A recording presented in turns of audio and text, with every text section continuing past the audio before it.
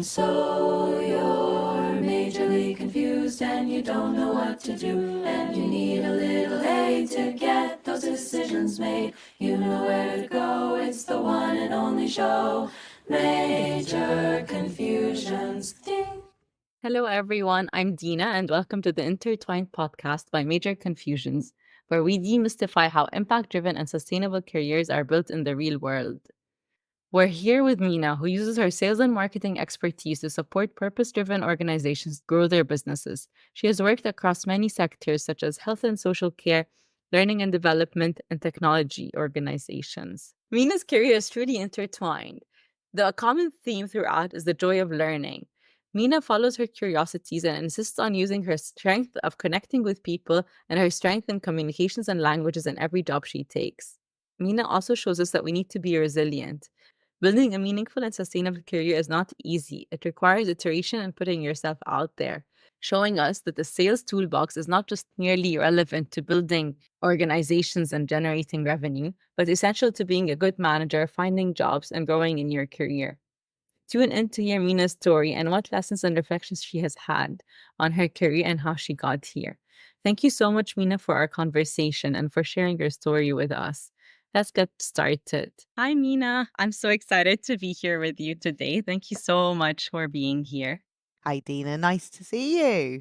Nice to see you too. I always start with what did you want to be when you grow up? So that's a really good question. When I was younger, I actually wanted to be two things. One was a violinist and a famous musician, and the other thing was a chef. Because at the time when I was growing up, there were two people that I looked up to. One was Gary Rhodes, who was a famous chef in the growing up, like one of the first celebrity chefs, and the other person was Nigel Kennedy, and they both looked really, really similar. And from that era, they were people that I sort of saw and was like, oh wow, they're making playing the violin look cool and funky, and it was really, really fun. And it wasn't the not so cool thing. And then with food, Gary Rhodes was just like, it was just a different way of presenting food, and I really loved it. What do you think it was about Mina then that gravitated towards a violinist and a chef? Well, funnily enough, I'm still really into food and I'm still really into classical music. So I think it's just there've been passions that I've done. They've been things from my hobbies in my spare time that I've loved doing. I really loved music. I wasn't the most talented, but I really, really enjoyed playing in an orchestra. I loved orchestras and playing in the school orchestra, playing in wider youth orchestras when I grew up, and a feeling of being part of something. That was a great introduction to teamwork. And then the food side of things, that probably developed more as I got into languages. And I found that learning about culture and food was a really great way of connecting to people. And it was a way of connecting that wasn't talking to them in languages, and how food has a meaning. And coming from myself, a really different background, growing up in the UK and growing up with a Mauritian family background meant that my Mauritian roots and my heritage was connected through food. So it was all sort of a circle in that way, with the music, food, culture, and then languages, which led me to what I ended up doing as my degree in the end. Wow. I'm really curious now about how children discover their interests and their hobbies. Do you recall how you came across violin and food? Yes, I do. So food, I think, was always there growing up. That was really integral in when I was younger, we didn't really have the family holidays that you usually go have every summer. Every summer, every 4 years, we saved up and we went to Mauritius, and we spent most of the summer holidays in Mauritius. And that was for me really educational, being in a different country, understanding the culture, the language, the food, eating, going and picking papayas off the tree. And my grandma was a market gardener, so there was fields of fruits and vegetables, and really learning about That's probably at the age of 4 onwards, that probably got me into food in a really big way. And then from a music perspective, that was really interesting. So obviously my parents had like the Hindi Indian music background, which wasn't really something that interested me. But at school, I was given the opportunity when I was 7 as part of our music services program. Children were allowed to pick every child in the school was given the opportunity to pick an instrument and have lessons in school time for free and given an instrument. So I luckily got the violin. I was really excited about it. And I had to do my 5-10 minute lesson in a group with people for the 15 minutes that you do when you're 7. And that's where I started playing and kept on going. And I didn't realize I liked it until I started doing it. So it was just having the opportunity and having a great music service that was well funded at the time that let me do that, which was great.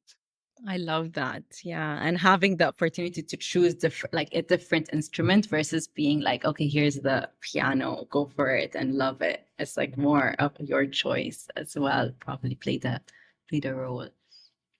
Yeah. And then also everyone played the recorder as well. So that was fun too.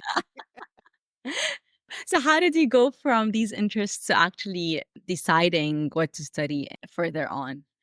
So for my GCSEs, A levels, GCSEs wise, I sort of knew I really liked languages because I had the background from Mauritius. We spoke Mauritian Creole, and French was integral to the Creole. And so for me, French was really easy to pick up. I then realised I had a natural aptitude for languages, the music.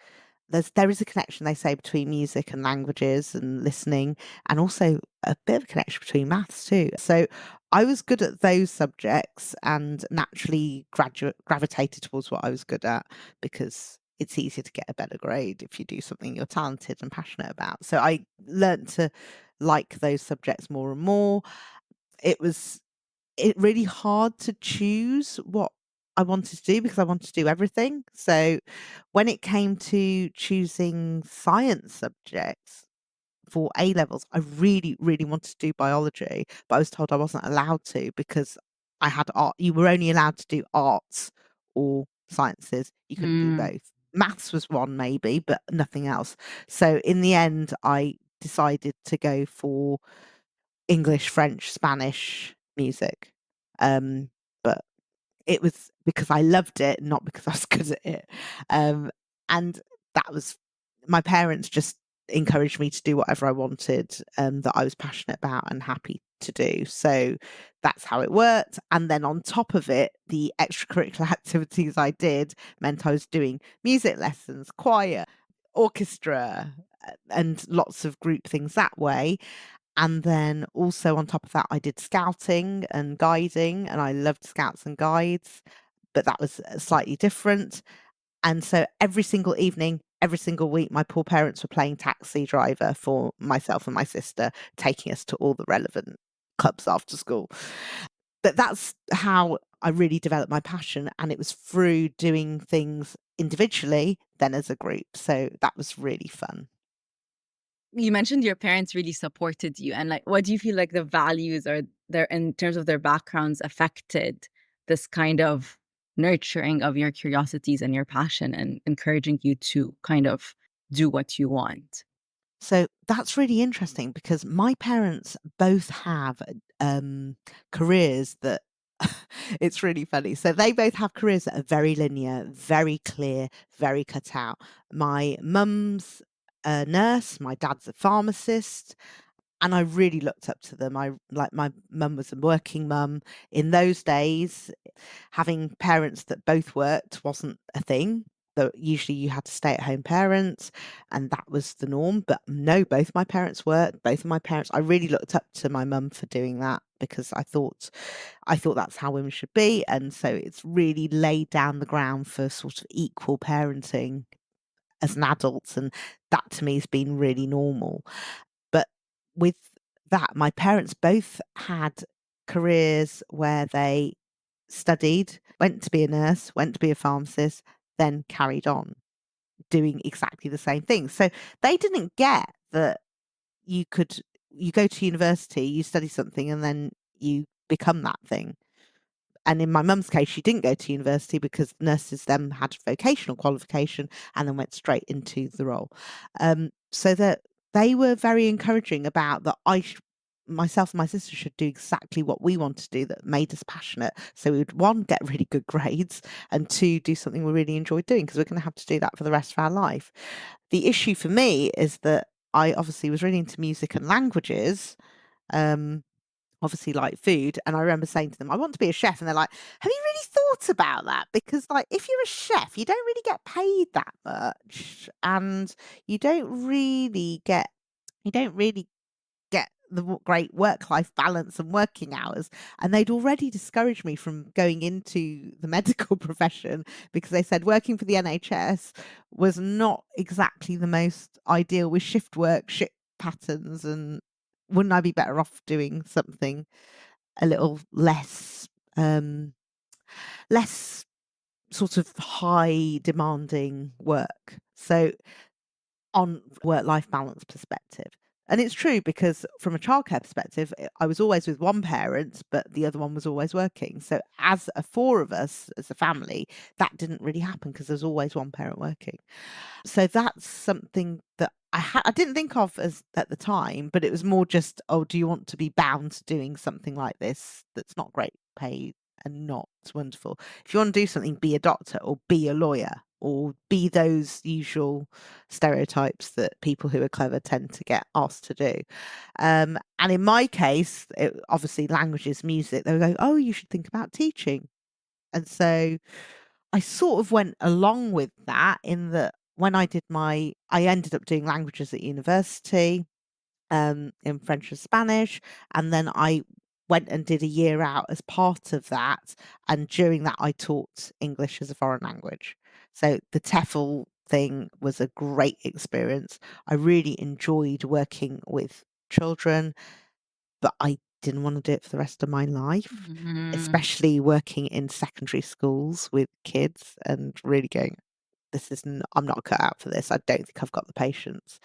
I also worked with children obviously scouting was great because that gave you great exposure to working with children and leadership.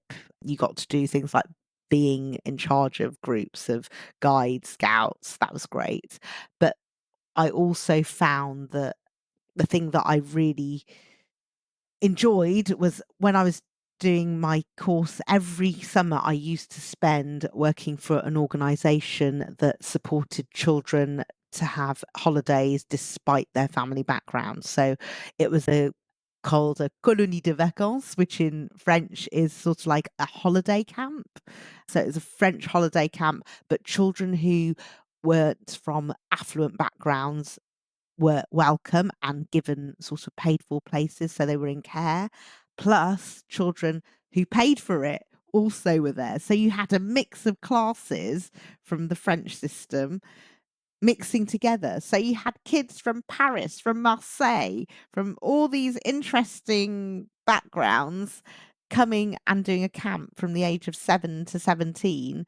Me as a English person, not speaking, well, speaking French, but not being a native speaker, with all these native speakers. And it was a great way to learn.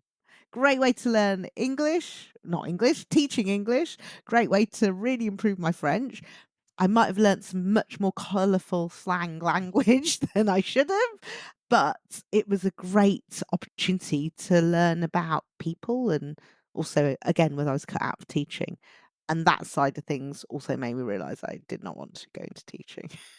Yeah, what was it like for you? Did you go to university to study languages thinking ultimately that would take me into teaching, or were you more open-minded and just said perhaps teaching, you tried it out and you're like, Um, that's not for me?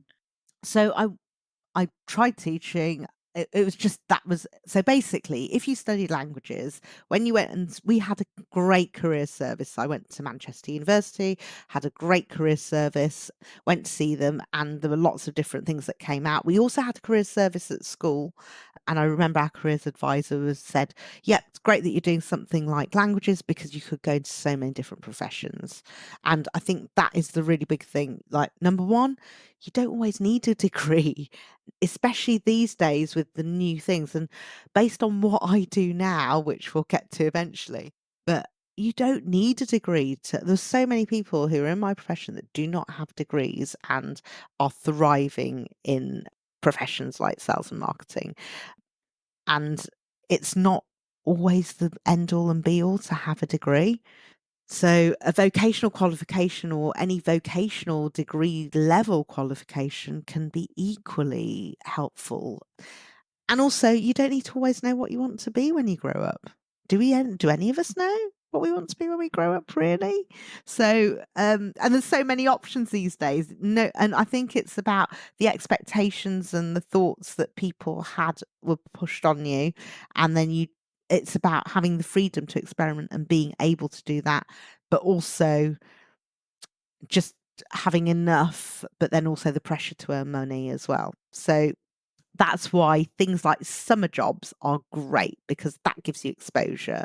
And also working while studying, also really helpful because, again, you get exposure to different things. So for me, one of the things that was really instrumental and got me into sales and marketing, but also, again, I was studying to be in languages. I'd finished my A levels. I had the summer in between and needed some money. And I ended up working for a local business as a receptionist.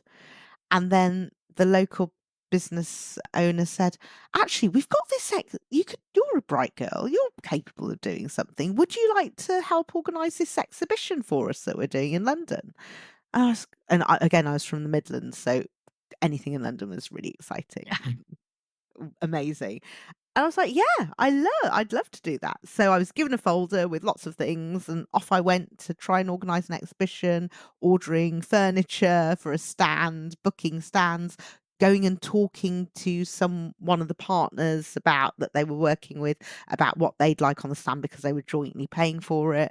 And it was basically my first taste of marketing and sales Ah, and also I was given the opportunity to go and shadow one of the salespeople and see what they did. And I never thought, oh yeah, I really want to do this. But I was like, this is really good fun. It's so nice meeting people, talking to people. And I had no idea that that would influence me subconsciously for later on in my career. So yes. I think it's all about getting exposure because, again, it's not about what you study, it's about the other experiences you have along the way. And that's really interesting. These summer jobs and these part-time jobs are crucial. I agree with you.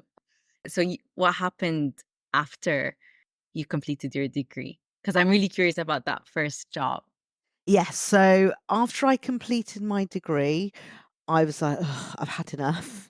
I really need to go traveling." So I had a couple of months, I had a month, I think, spent the last of the money that was in my bank account on a flight to Thailand and went to Thailand and had the most amazing time traveling and exploring. And I'd always wanted to go to Thailand. So backpacking and doing that, which was amazing. But then had the minus numbers in my bank account and the overdraft only goes so far. So came back and realised I'd stupidly missed the deadline for all the milk rounds. So I hadn't got on. I sort of was too late to really apply for any of the graduate programs and stupidly hadn't really thought about it. And I think it was just you do a degree. In my case, I'd had 4 years, not 3 years, because I'd had my year out working in Mm. Spain as an English language assistant, and I just hadn't committed to what I really wanted to do. Um, and there was no pressure, but then there was the pressure to earn the money and making sure I wasn't from a family with lots of means, and I really needed to make sure that I paid my way. So, and also, once you've been to university, you've been on a year out, and then going back home, living like you did before you went to university feels like Mm. you've gone round a circle, like a step back. And that was really depressing. And it was a really difficult time for me personally. And I remember thinking, right, I really need to do something here. So what I did was I ended up getting a part-time job, and I worked for a big electrical company in customer services, taking card payments. And I have to say, the exposure to that type of role was really good. It was sort of a part-time role. It was evening part-time work. So during the day, I could go off and do job applications, but I also earned some money. And then that money helped me pay for things like learning to drive or things like that. I didn't get around to getting to the stage of being good enough to pass my driving test then. That happened much later. But um, it was really, really interesting to actually be in the workplace like a grown up doing a part-time customer services role. And I suppose in those days that would be called a portfolio career, right? Where you're trying to work out what you want to do and applying for a full-time job and working that out. And it was really good to just have that exposure to customer service. So without knowing it, I'd subconsciously ended up doing receptionist, which is being a receptionist is again customer facing, internal and external, doing exhibition, like organizing exhibition, great way of doing it, and obviously getting that experience. And then obviously working as a teacher and then working as a camp leader and then customer services meant that I'd had loads of exposure to sales and marketing. But in those days, sales and marketing wasn't really a profession. It was just people thought about car salesmen and estate agents, and they were like really horrible jobs that were looked down upon as like horrible and sleazy and what sleazy greasy haired men do. And that wasn't really what I thought I was. So interestingly enough, I'd missed all the milk round, but I had not to miss the window for quite a number of graduate programs which were focused on sales, graduate sales traineeships. And I applied for those, and one of them I didn't get into. And again, it only takes one opportunity to come through. The amount of times I was rejected for lots of various things, again, the graduate programs that I did apply for, some of them were in management consultancy, some of them were in accounting. Again, I was rejected for all of those. And the reason was I insisted I wanted to use my languages, and I wanted to be posted in France or Spain, and I wanted to work in Paris or Madrid, and I didn't really want to do anything else. So my reasons for wanting to be an accountant weren't to be an accountant; they were to work in France, the Paris or Madrid office, Mm. and that was the thing that didn't work. The other thing I also applied for and did get through one of the levels was a civil service fast stream. Um, and again, I got through to the final round and I didn't get in. So there was a lot of rejection along the way before I even got into one of the sales graduate programs. So, and again, as you can see, I applied for so many different things and so many different like industries, just trying to find where do I fit in and not really knowing, but giving everything a shot. So without realizing it, I realized maybe now looking back, I'm going, oh, maybe I was more of a salesperson than I realized in my mindset because I wasn't afraid to try. And I think that is like one of the biggest things. It's about there's no shame in trying or applying for lots of different things and seeing where you might fit. The issue with that is that it's very hard to show any passion or intention when you get to sort of as a graduate. Do you really know that you want to do that? And you're not going to know until you try. So I do think going through the process helps you understand whether you actually want to get there. And so even part of an interview process, there's no harm in applying for something, even if you're not successful, because, or even if you are successful and you think, actually, this isn't for me, you can be honest about that. And there might be an alternative that does fit you. So I just think part of the thing that I'm reflecting on now is, wow, it doesn't hurt to try.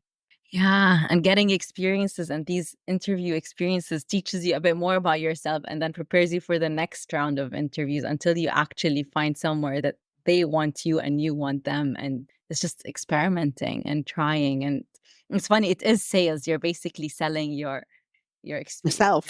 yeah, yourself. Meena, I want to fast forward to what you do now and then take us back to how you got there. What do you think? Yeah, so I ended up getting onto a sales graduate program, and that the reason I loved that was because it placed you with a job, but it also gave you an intensive training course for sales and all the skills and competencies that you needed for that. And that was really, really helpful in setting the foundation for my career. Moving on to what I do now. Currently, I'm working as a sales and marketing consultant and freelancing for a number of startups and other organizations, and just helping them grow their own businesses in lots of different ways, looking at sales and marketing strategy. What does that look like in a day to day? On the day to day, that looks like I'm really privileged in this way. It just talking to a number of different organizations, variety of industries, and really going, oh, how can we help you grow your business? How can we help you get leads? How can we help you get your brand out there? Or what ways could you really enhance your brand? Or what ways can you actually get more people clicking on a link to something so that you can have those conversations with people to help get more business through the door? Basically, I've been in sales management for 15, 20 years and in sales for over 25 years now, and really just drawing on that sales experience and working out what processes could work best for you and your organization, and what systems could work best, and what people do you or don't you need, and really being able to give as much impact with as little time as possible for people to spend with me so that we can really get things moving for them. So then I want to kind of go back to like the key transitions in your career to get you to become like a sales and marketing leader in your space. What do you think were the key transitional moments? I think for me, the main training ground I had was I had a 7-year stint at an organization that were then they rebranded themselves as a growth consultancy. But essentially, I worked in the training and development division, and I was selling training to a wide variety of organizations. So these were industries from energy and environment to finance to tech to healthcare, chemicals, automotive, huge variety of organizations, and global. And that was an amazing place to work in because it was such a global organization, different people. As I said, I really wanted to use my languages. And as a graduate, I tried so hard. So I ended up firstly in a small business, which is where I did all my training. And then I moved to this role after, I think it was 10 months. I I found this role, and it started as quite a junior salesperson working for account managers. And one of the account managers was French speaking and had French accounts, and the other account manager was more of an automotive expert. And I learned so much from them because everyone had different styles in the team. I worked for a really talented sales team, and I basically was a magpie and picked bits off everyone that made my own style, and they were all really willing to help, and everyone was really nurturing, and it was a great environment to work with. But also the manager that I had was really focused on getting people to be the best that they could be as well, and really focused on listening to your calls, really coaching you through your own calls and how could you improve that, and then working it was sort of a learning plus learning because you're selling learning and you're selling sales programs and marketing programs and product management programs and project management work programs and management and leadership programs. As a very young 20-year-old that's just started their career, you are like a sponge and you just take all of that knowledge and experience from all these other people, and then also the clients themselves. and you just learn from them all, and you learned about the industries. And also the other thing that organization did was they supplied data as well, and business intelligence. So you have all the best business intelligence, you have an amazing consultancy division, and the level of talent of people that worked in that organization. Now I look back and I'm still connected to these people on LinkedIn, and everyone's sort of running the world now. It's amazing. There's just such great people that I still very lucky to be in contact with today. And that different languages. So it was like walking into the United Nations. You walked in and someone was speaking Finnish, someone was speaking French, someone was speaking German, it was wonderful that there was so much going on. And it was just such an international organization they were owned by an American organization. You were in an office in London, but that gave me the opportunity to have the water cooler conversations, the coffee making conversations, I've had a rubbish call, but someone just cheers you up. And the camaraderie of being in an office was really, really special and really, really helpful. So it's just a learning pot for 7 years of that. And my career went from being one of the top young salespeople, going all the way to being really senior sales individual by the time I left, which was great. If you were giving advice to someone just starting their career and looking for that type of role where they can be that sponge in an organization that really truly invests in them, what do you think they could look for? Because, in my opinion, that's quite lucky and rare. And do you have any tips in terms of like how you landed these opportunities, or like signs to look for when looking for such a job? That's a really good question. I think you don't always know what the culture of an organization, but in my case, joining a large international global organization was really helpful for me because you had lots of people to learn from. And also the manager, when you're being interviewed, if you feel like you could learn from that manager, it's something I still do now. Even when I'm interviewing or I'm being interviewed, you're assessing people all the time and you're working out, can I work with you? Are you okay to work with? And can I learn from you? And I think that's really important. If you can answer those two questions, are you someone I think I could work with? And are you someone I could learn from? Then you've got what you need. And I think those are just two simple things just to bear in mind. I love that piece of advice. And I always say, if you have something in your gut that tells you no, then trust your gut. Obviously, if you're in a position to choose, and obviously finding a job is really hard these days, but yeah, trusting your gut is key to making that decision. Yeah. Yeah, exactly. And yeah, your gut should take you there. But I had no idea I was going to stay there for so long. But I Yeah. think it was more because of the career progression. And then also towards the latter stage, I ended up remote managing a team in Chennai. And so I was then able to give back what I'd learned from the people that had taught me and help this new team come up through remotely coach people based in a different country, which was amazing. How did you decide to leave, given that it was such a nurturing experience? Well, there was a lot of change that happened towards over the course of 7 years. So lots of people moved, lots of people went to different places. And I was also called by someone who was the old vice president of sales, contacted me and said, I'm recruiting for a role and I think you'd be really good for it.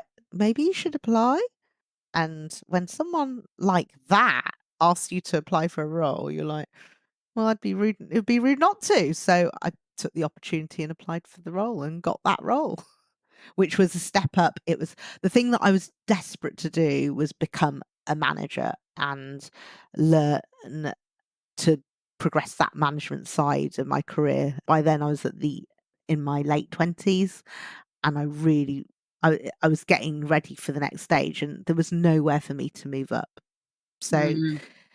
that was sort of the issue of being in that role for so long. You could get really senior, and a lot of people just want to stay in senior sales and they don't want the bother of going into management. But for some reason, I think I'd been exposed to all this wonderful leadership and management training and coaching and all these amazing people. I was like, I really want to try this because it looks so fun and it looks like I could be really good at this. And for some reason in my head, I really wanted to do that. And so that's why I left when I did. And that role was my first management role that I left to do, with two people directly. It wasn't an indirect report or that as it was before.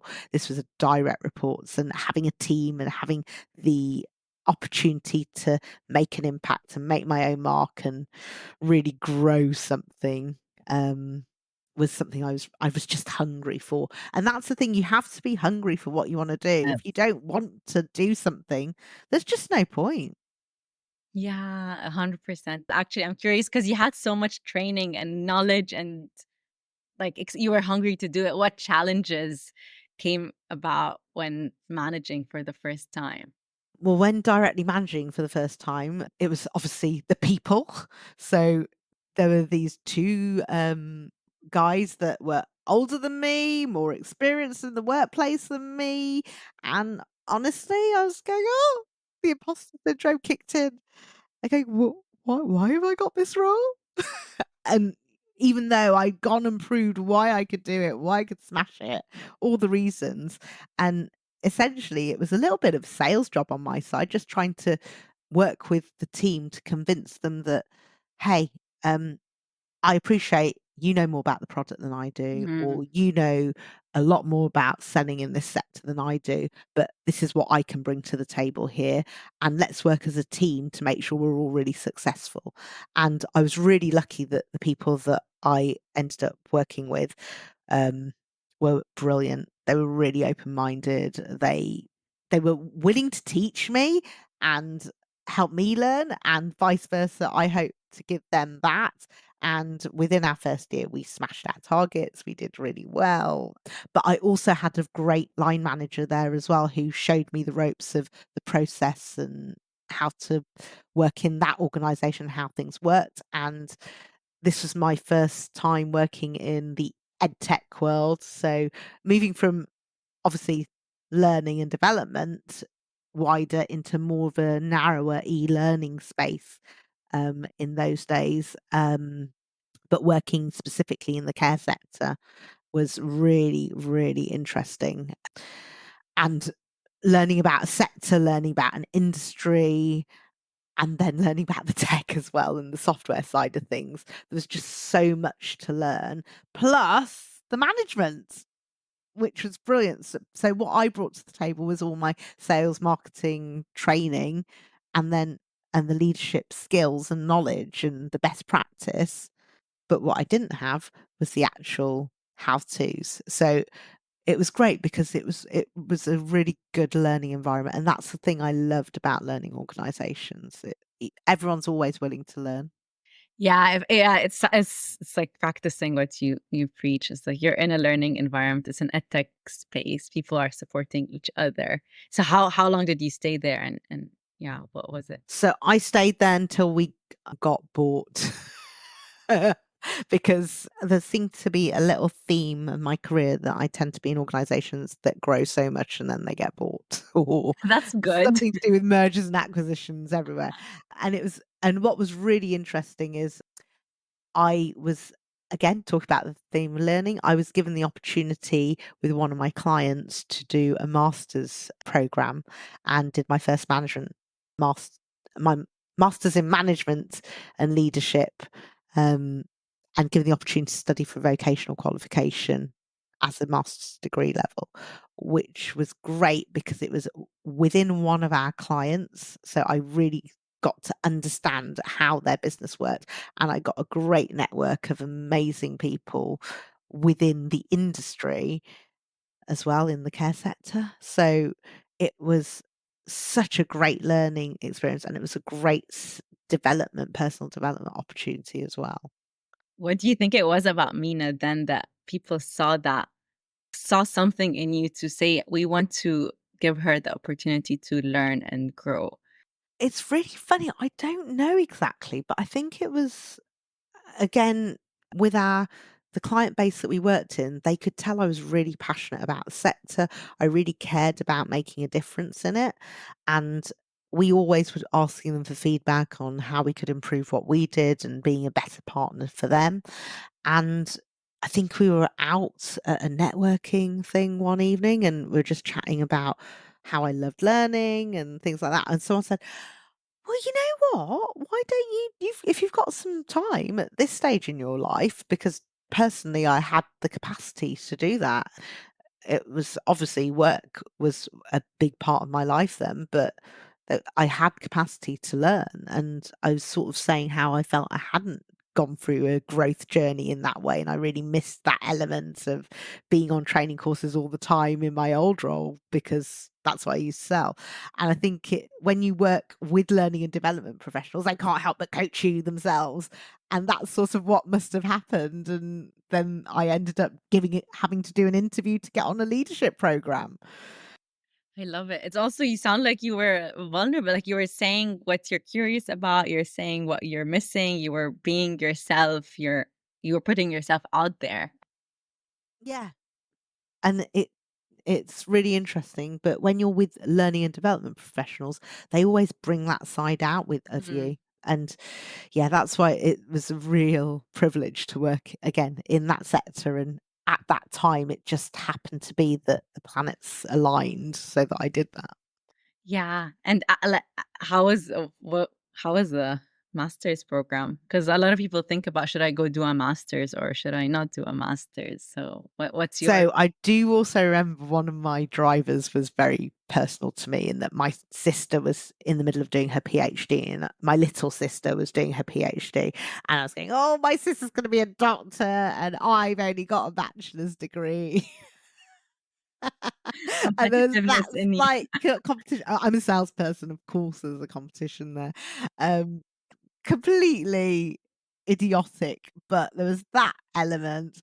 Plus, there was the thing of I'd really like to do a master's, but I didn't think that I thought I'd missed my slot because I didn't do it straight after doing a bachelor's.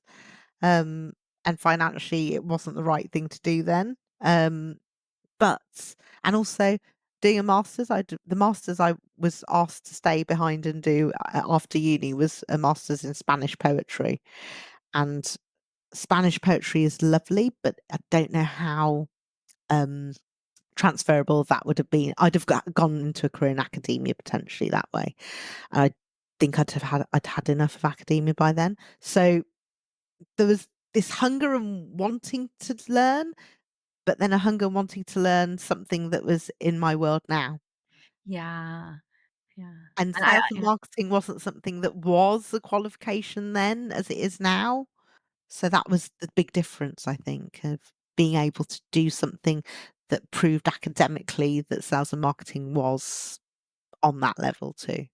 yes. I honestly always say, like, taking a break and seeing the world of work prior to doing your master's, it's like an opportunity to build on what you've learned versus not yet being exposed to the real world, so it's Yeah, probably a good thing. and the thing about this master's program, which I really appreciated, was that it was all real world based. So it was all the essays, everything. So you did the theory and there was residential courses that you did that gave you the theory, but all the essays, all the assignments were work based. So the project that I worked on was actually a real life project. And actually it was my next job in the end that I ended up Oh, no way. doing my project for. And it was the launch of the sales and marketing strategy for that organization. So it was a great way to do that because at the time the company I was in got bought and then I moved on to a new role.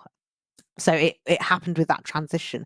But what was amazing was that the master's program was something they allowed me to move on. The kind during the process, the kind thing they did was allowed me to carry on doing this program in my next role and paid for it. So it was paid for by the organization and they allowed that to continue as part of my package when I left. So Um, that was wonderful because it really enabled the learning to happen. And I thought for learning organizations, that's a great gift to give people. yeah, and I also love that you said, like, sales and marketing wasn't really a thing when you were making career decisions early on. And it shows that the world is changing around us. And like, even it's like, what do you want to be when you grow up? Sometimes these careers that you might end up doing 20 years on didn't exist. And yeah, you couldn't have even chosen it in university. And then later on, you were able to go back and learn it, which tells us about being flexible and this willingness to learn and eagerness to learn as the world changes around us. And it's nice to keep that breadth because you never know what you're going to want to specialize in later down the line or at some other stage. So I find, and also, if you have a great understanding of business as a whole, such as one of the things that I found really important was really understanding finance, and you understand how businesses work, you are a better salesperson, marketing person, you're a better professional overall if you have a good understanding about how businesses work. 100%. I know you worked in the care sector. I know you worked in the edtech sector. You kind of gravitate towards these mission driven areas. Was it a subconscious thing? Because I know like living by our values is hard, like when making career decisions. How did you manage to live by your values while growing in your career? Really good question. And I think a way of showing that is showing how my first job was not with my values. So the role that I first started with as a graduate scheme was working for a debt recovery service organization. I absolutely hated it. I understood the value we were bringing by helping people recover their debts, but I didn't like the actual service itself. Having given that I wanted to use my languages, the way that I got to use my languages was by helping out on the language fields of doing the debt recovery myself. So I got to do debt collection in French and Spanish, which was interesting, but I hated it. I really didn't like that side of things. I love the organization. They were a lovely family run business, but it was the actual service, thinking back again, didn't really align with my values. So being in learning and development and selling training, I was really passionate about that. And that's why I stayed for so long, because I really could see that I was making a difference to people's careers, helping them get more senior, and really seeing the value of that, which was wonderful. And then when I left and moved into ed tech, again, it was helping people learn, but I was working in social care. And social care for me was a really interesting place to see the world of elderly care and then also learning disabilities at the time. And that was going on site and seeing those settings and seeing what a difference it made for people to develop themselves and develop their careers as carers, having the training done really easily and simply and quickly on site or at home, was just great to see the impact that that could have on their organization. Yeah, I love that. And you also mentioned that your parents were keen for you to kind of, based on their experience, to prioritize work-life balance. How did it pan out for you in terms of balancing work and life and work? So the issue is, I think the nature versus nurture thing didn't really work that way. So my parents were typical of their generation. They worked, the work ethic that that they have shown and still show now. My parents are in their 70s and still work. They love working. And that work ethic, sadly, when it comes to work-life balance, has carried on in their children. So my sister and I both seem to have very, very strong work ethics. That is something that we've taken with us regardless of what role we're doing, regardless of it being technically a 9 to 5. We've always gone the extra mile, given the extra effort. It seems to have been something that was drilled into our upbringing, that you work hard and you get good results.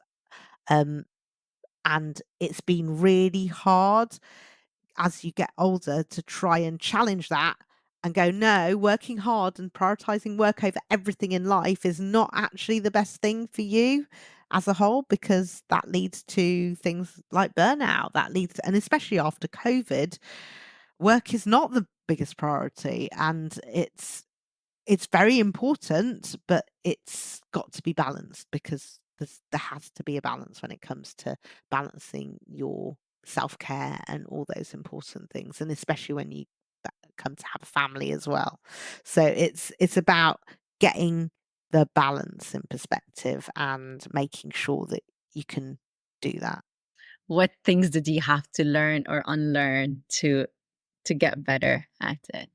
Um, the thing about when you don't succeed, you try harder and harder and harder and harder, and that then you'll eventually get it. Unlearning the fact that sometimes you just have to accept that's a marvelous mistake and then you move on. And in our household, that is one thing that we're trying really hard to teach our family as a whole is that marvelous mistakes are brilliant. It's great to make mistakes. Mistakes are where the best learning happens, and that's where you grow the most. I think that um, for someone who used to be academically always on point, always finding things easy, to say, actually, yeah, I've made mistakes, it's fine. And moving on and learning from that has been really good. And you think I'd think this given that I failed my driving test so many times. It was like a joke in the office every time I walked in. Have you failed again? I kept on taking time off. I kept on mysteriously disappearing from these mornings, and it was to do a driving test. And one day I walked in and I had passed. But failing your driving test 7 times, I'll admit it, is probably one of the most difficult things I've had to do, and that really taught me resilience in the best way possible. And it was really funny. I remember passing finally in my early 20s, and my dad sent me a massive bunch of flowers and a note saying, "I'm proud of you. Forget the degree. I'm proud of you for having the guts to keep going and doing this and passing that more than anything else, because that was to fail something so many times and go back and do it is more important." And yeah, I think that for me, the whole um, area of not doing something that you expect it to be, but then trying again, Yeah. but then also knowing when to stop. Yeah. And knowing when to give up, I think, is also crucial to resilience. Yeah. So it's sort of a mindset thing. And don't get me wrong, you need that grit. You need to have those things. And some of those things have made me really, really successful. But then it's understanding when you become your own worst enemy. And that's really important, to not become your own worst enemy. I love that. You actually mentioned success. I'm really curious, like, what your definition of success is now. Probably evolved over time. Yeah, exactly. So success when I was leaving school, what did I want to be when I grew up? I wanted to be successful. What was success? Success was probably lots of money, wearing nice clothes, looking great and stylish, and I suppose, and just having a nice life. And it very money orientated as well, just making sure that um I could buy a house or things like that, just making sure that I had that financial stability and security, but a lavish luxury lifestyle, I suppose. Um, and success now for me would probably be about, yes, having the means to be able to live well, but also having a balance and being well to enjoy that, and actually making sure that I live long enough to enjoy my life as Yeah. well. So prioritizing your health and well-being. And Well, obviously, if you've got children, you want to be around for them when they grow up. So that's really important. yeah. Okay, I'm gonna do a rapid fire round before we wrap up. What's a common piece of advice around careers that you disagree with? The career advice that I disagree with is probably around being focused on one thing, and you must know that what you're going to do when you're 17, because no one knows what they want to do when they're 17. In one word, describe your career journey. Squiggly. What's one thing you do differently earlier in your career? That's a really easy one. The one thing I would do earlier in my career is just back myself. I had so much self-doubt earlier on, and I really didn't have enough confidence in my own abilities. And I think that's just a product of the environment I was in and really just backing myself more. I wish I'd done that more. Yeah. And the last one is like, what do you think sales and marketing will look like with the changing world of automation and AI and so on? I think actually there's some things in sales and marketing that are always going to stay the same. So the importance of human interaction and is something that we're always going to need. So it's about managing the automation and the AI, but ensuring that the human interaction is also still there. So using the automation, the AI for the boring bits that no one really wants to do, especially around data and things like that, but ensuring that we also get the best bits so that we have more time to focus on more of the right things. So I think more that having more the right time to focus on the right things so that we can really hone what we do better and actually enabling us to have time to do new things. So I think sales and marketing might go in a completely different direction to where it started off at, and who knows what new areas that's going to then bring. So I I see. think, yeah, I see the excitement in your eyes. Like you're like more learning to do. more. Yeah, But it's also cool because you mentioned the connection, which is like what was driving you in the beginning of your career. And it's like this element of human connection will probably sustain with the change that's coming.